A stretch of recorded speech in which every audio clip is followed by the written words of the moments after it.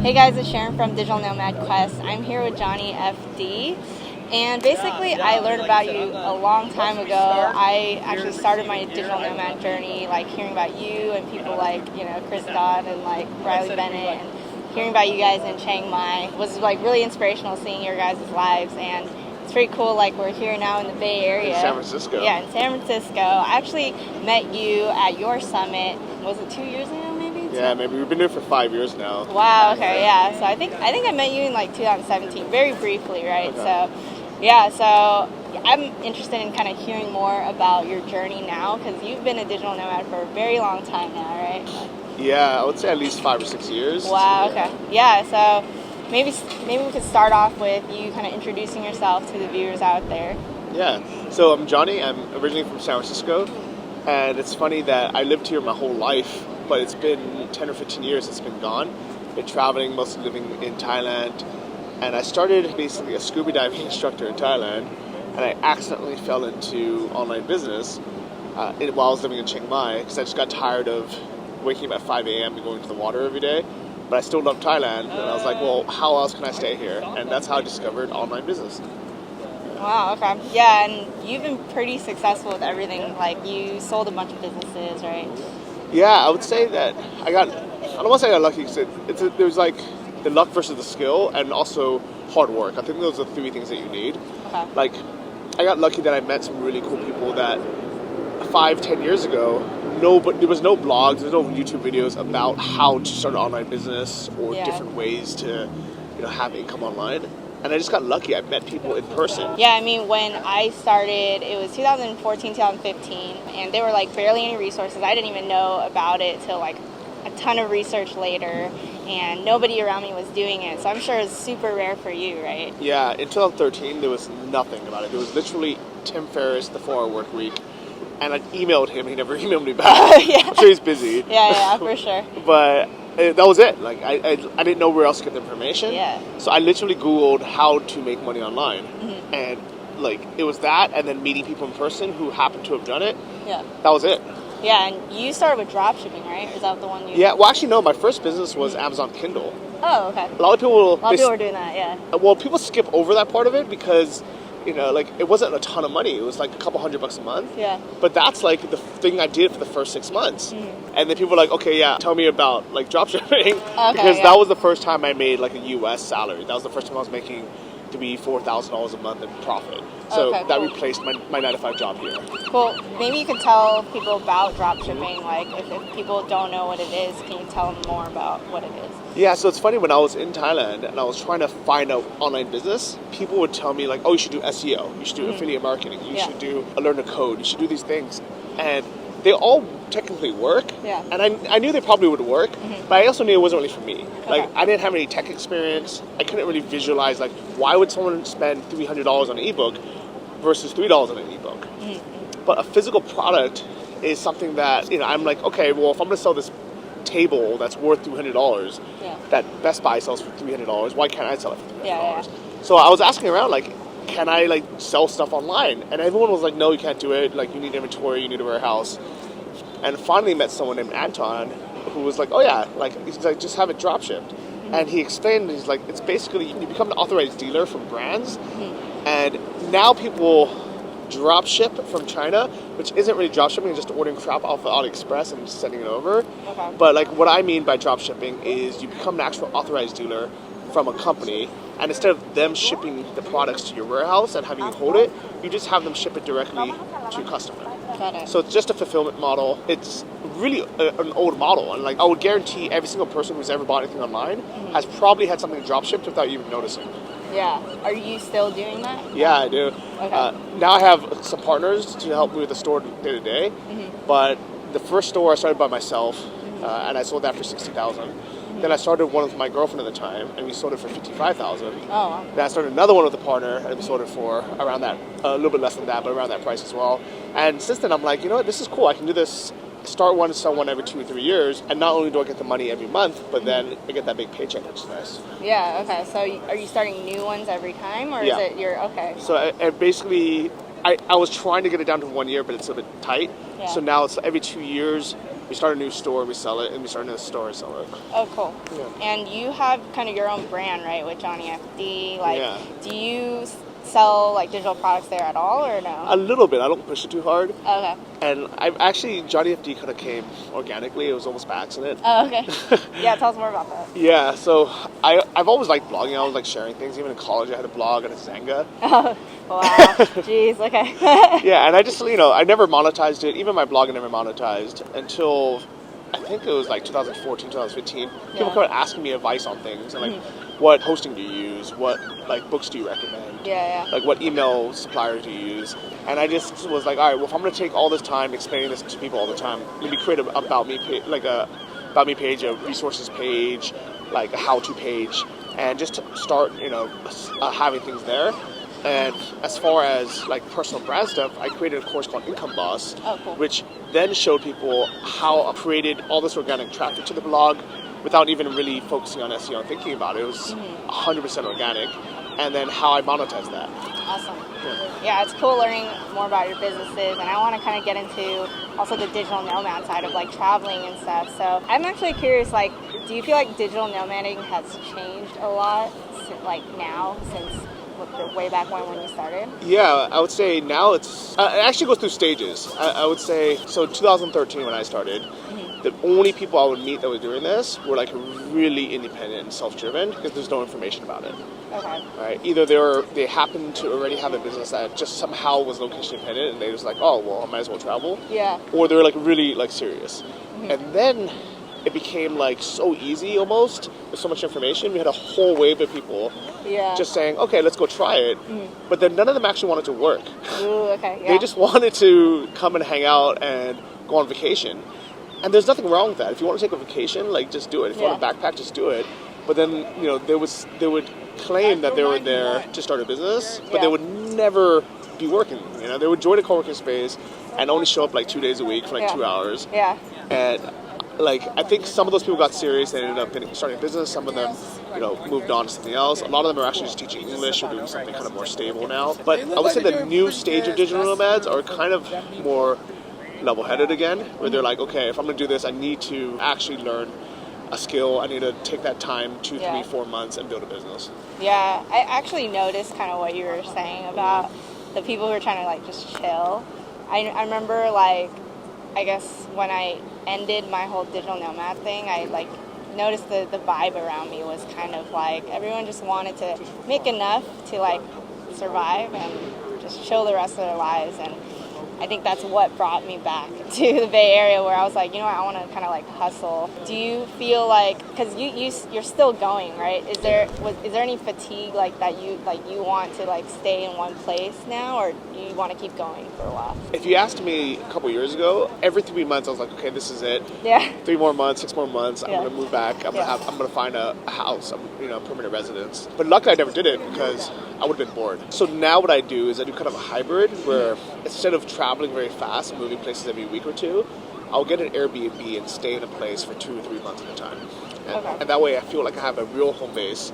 I have like, a routine, I have a gym, I have a co-working space, I have a good group of friends. Yeah. And I go back to the same place a lot. Like, I'm not trying to check off as many countries as I can. Yeah. I go back to places I like Chiang Mai a lot. I go back to Eastern Europe a lot. And now, by having those 2 or 3 months at each place, I have the kind of certainty factor that we all need, that stability factor. But I also don't get bored because I am in a new place. So on weekends I can, go explore, I can do cool stuff. Yeah. And then every 2, 3 months I can move to another country. So I think it's the best of both. Okay, yeah, that makes sense. And you said your favorite place is Chiang Mai. I agree. Like that's still one of my favorite places. You said Eastern Europe. So which parts of Eastern Europe? All over. I just want to, I remember when I first went, I was afraid to go as an American. Oh, really? There's all these stereotypes about going east, right? Yeah. So I think, at first I was like, oh yeah, Prague's gonna be crazy, and I got there, it's like, oh, it's so nice. Yeah, I love Prague. And then I went to Budapest. I was like, oh, this is really nice. Then I went to Poland, and I was like, I'm surprised this is nice. I haven't been there. So then, and then I just kept going more and more east. I went to Ukraine. I was like, this is actually pretty nice. Yeah. And then most recently, I spent 2 months in Georgia, the Republic of Georgia. Oh, okay. Yeah. And that was surprisingly a really nice place, and I think that's going to be a next big nomad hub. Oh, interesting. Yeah. Okay. And you say that do you have like friends kind of all over the place? Like, Yeah, I have like good friends kind of that also have this lifestyle and travel, but we meet up a lot. So Okay. I try not to be alone for more than a month at a time without meeting up with good friends. Okay. And Yeah. how did you meet them? Like, A lot of them in Chiang Mai. A lot of them Oh, all really? traveling. Yeah, a few of them was, I tried to convince all my friends from California to travel. yeah. Most of them haven't. Like maybe literally one of them, Chris, I meet up with all the time. Yeah. But everyone else, it's from Chiang Mai, from just traveling the world. Okay. For newbies out there, like, how would you advise people to make new friends and make their communities? Well, by far the easiest way is just go to a conference. So, like, when you went to the Nomad Summit, I'm sure you met a ton of people. There's, like, literally hundreds of other digital nomads there. So people have the same interests, people are traveling. A lot of people there are new as well. So they're looking to make new friends or new connections. And it's also kind of a cool place to meet up again every year. Like, every single January, there's going to be 1,000 digital nomads in Chiang Mai. And a lot of them are there because every year we have the Nomad Summit there. Yeah. Speaking of that summit, I want to learn more about what it took to create that. So was it hard work? It's still very hard work. Okay. Now we have a whole team. We have 5 people, Uh-huh. and we have to start planning it, 6, 7, 8 months in advance. Oh, wow. And the Chiang Mai one's gotten easier now because we have the network. We have, like everything's kind of established. Yeah. But it reminds me how hard it is, because we're doing one in Cancun, Mexico. That's coming up. We did one in Vegas last year. Yeah. And anytime we do one in a new city, and it's almost like doing it again for the first time. Even though we kind of had procedures, we have a team, it's a nightmare again. So it's a lot of work, but I really love it. Like every time I remember after the event, sometimes I'm like, okay, I'm not doing this again. This is the last year. Yeah. But then once I'm there and I meet all these cool people, and a lot of people come up to me saying like how much they learned or how much they enjoyed it. Yeah. I'm just like, all right, we have to keep doing this. It's like the fulfillment factor that drives you. Okay. So it's more that over anything else. Yeah. It's actually been a huge hit on my income because I spend so much time organizing the conference that I don't have time for my own stuff. Yeah. And usually like the conferences are like half the time they're break even. Yeah. Half the time we're afraid we're gonna lose money. And wow. and then once in a while we're like, okay, like this one did well. Yeah. So but like if I just continued working the stuff I was doing, I would have made a lot more. Oh, interesting. So what are the first steps to creating such a conference?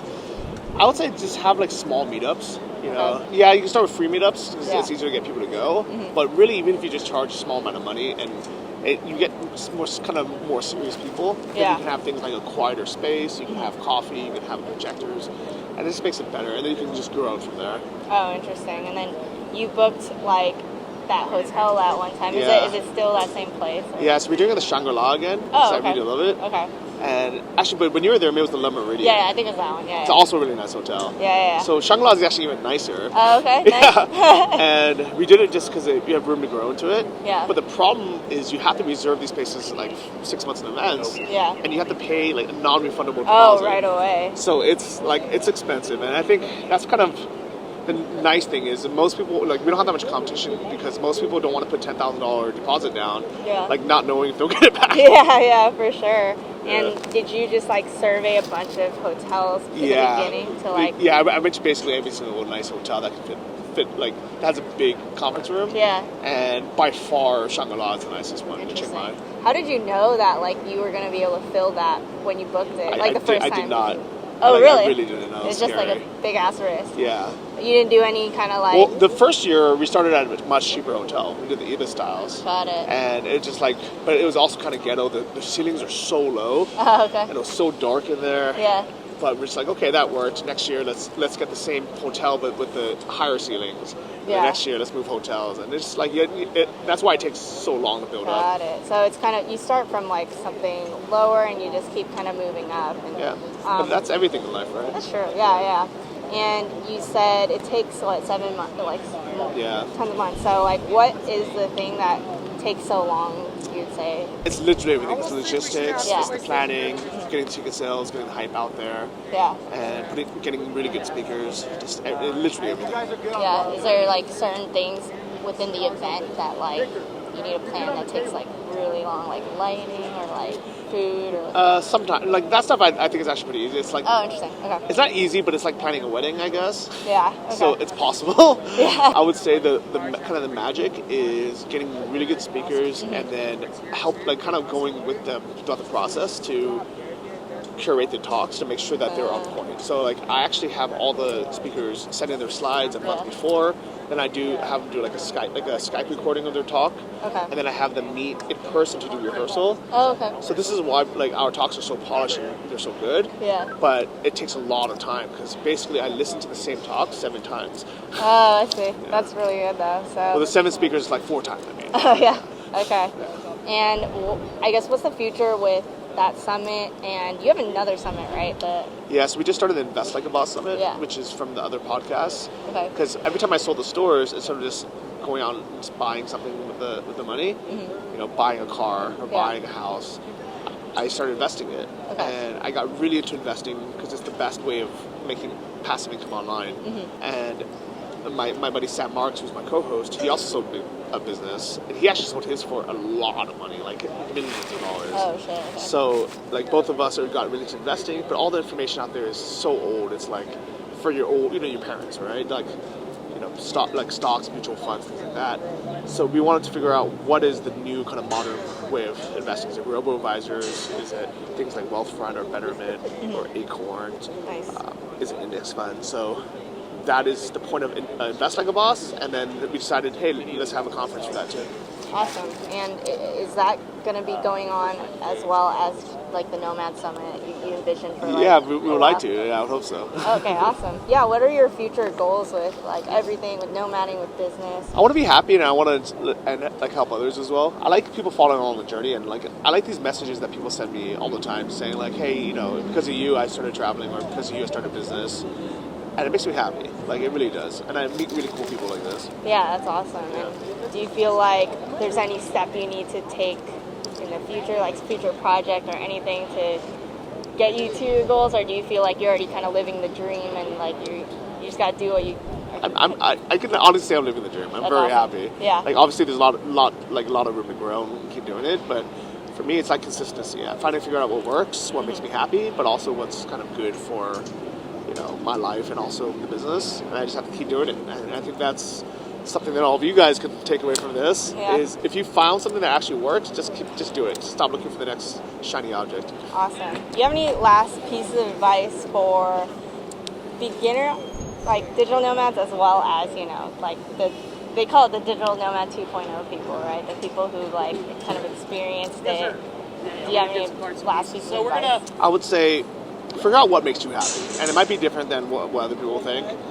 It's like figure out what makes you happy and just go for it, because there's so much room out there to be unique and do something kind of cool and different. So hopefully I'll see you guys somewhere in the world, and thanks for having me on. Yeah, thanks so much. Where can people find you, by the way? So if you guys are on YouTube, just look for Johnny FD, subscribe to my channel there, a lot of videos. Check out the Nomad Summit YouTube as well, and hopefully I'll see you at one of the events. Awesome. Thank you so much, Johnny. It was great having you here. Bye, guys. Bye.